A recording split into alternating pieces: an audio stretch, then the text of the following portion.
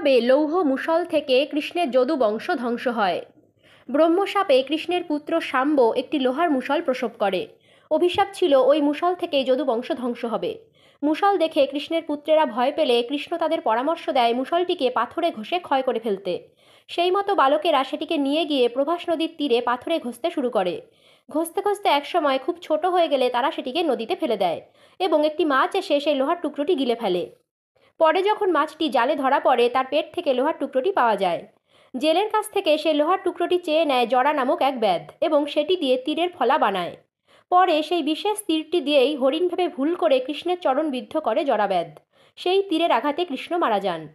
অন্যদিকে নদীর তীরে যেখানে লোহার মুষলটি ঘষা হচ্ছিল, লোহার গুঁড়ো পড়ে সেখানে নলখাগড়ার বন সৃষ্টি হয়। এরপরে যখন যদুবংশের সদস্যদের নিজেদের মধ্যে সংঘাত শুরু হয়, সেই নলখাগড়া দিয়ে তারা একে অপরকে আঘাত করে এবং সেই আঘাতেই তারা সব অংশে মারা যায়।